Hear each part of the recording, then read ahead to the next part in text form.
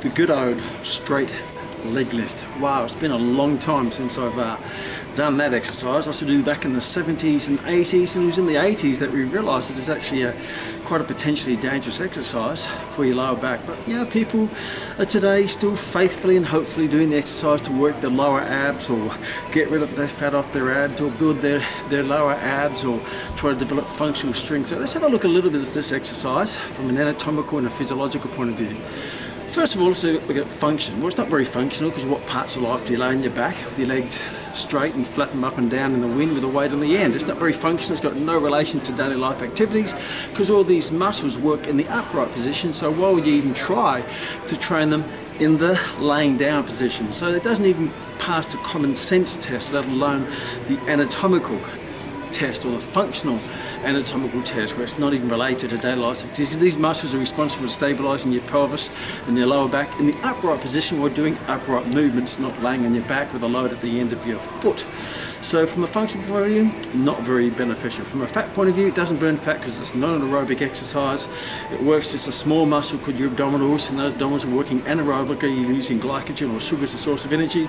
That gives you a metabolic byproduct of lactic acid that builds up in the muscle, pushes up against the nerve endings and gives you that burning, painful sensation which we misinterpret as building muscle and exploding fat cells. So that's not the case. So it doesn't burn fat, it burns sugar or glycogen if you do it, and it's not an exercise going to build muscle anyway, because how many exercises in the gym do you do 30, 40, 50 reps on, because that rep range is not going to build muscle. So why would they apply to this small group of muscles laying on the back doing a dysfunctional exercise? So it doesn't burn fat, it doesn't build muscle because there's not enough force there. I know he's trying to apply a bit of force, but he's always going to do is hurt his back. Now, targeting the lower abs, well, it doesn't work the lower abs because there's no actual such muscle as the lower abdominals. There's a rectus abdominis. If there is a lower abdominis, it will have a separate origin and insertion, and if it does, please let me know because I haven't seen in any anatomical book. So the rectus abdominis originates in the crest of your pubis and inserts into your sternum and your ribs, and it's one long muscle. Yes, there's fascia separating different parts because it's a long muscle. Therefore, any force going through it will go through the entire muscle. Like an elastic band, if I stretch an elastic band, the force goes through the entire elastic band. If I work this end and not that end doesn't mean I'm actually working this part of the elastic band more than this end. Or if I pull on this end and not this end, that doesn't mean I'm working this amount of the elastic band more than the other end. The tension goes through the entire elastic band as the tension goes through the entire muscle. Yes, you may get a different feeling with different associated muscles attached to it, but we don't misinterpret that as you're working the lower abdominals.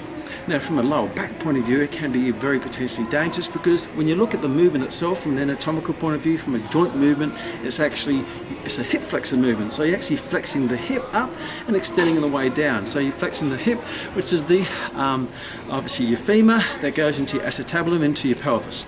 So none of the muscles, none of your rectus abdominis muscles or abdominal muscles insert onto the femur. So the movement it's not the abdominals moving the foot or moving the leg, because the rectus abdominis doesn't insert onto the leg. It inserts into your sternum and your ribs, and it originates in your crest of your pubis. So it doesn't even attach to the joint that's moving to even say, well, that's mainly abdominal exercise. The muscles that do hip flexion are your hip flexors, which are your rectus femoris, which is one of your quadriceps, which originates on your iliac spine and inserts onto your tibia tuberosity via your patella.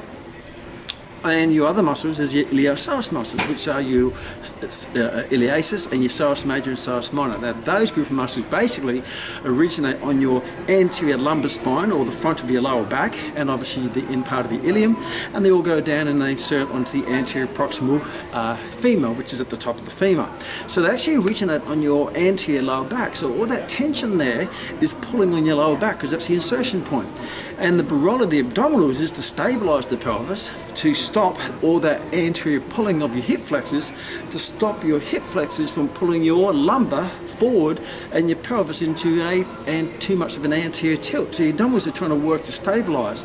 Challenge is when these muscles start fatiguing, your rectus femoris being a big muscle combined with the iliopsoas muscles, they're going to keep lifting up and down while your stabilizer starts to fatigue, and then that's going to start to put more undue stress onto your lower back because it's going to pull your lumbar spine forward, causing a lordotic curve, and when that goes into the uncontrolled lordotic curve, you're going to start to get anterior compression in the intervertebral disc and the associated soft tissue around that. That can cause over a bit of discomfort and long-term some pain and potentially long-term injury. So from a hip flexor point of view, there are far better exercises to work these.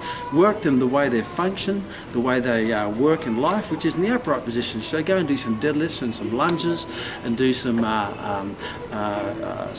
squats, get on the treadmill, do some fast running, uphill running, because all those muscles are going to be working collectively in a functional way, in the functional movement that applies to daily life activities. And that will be no cow poo. Hurt your back. Don't do that.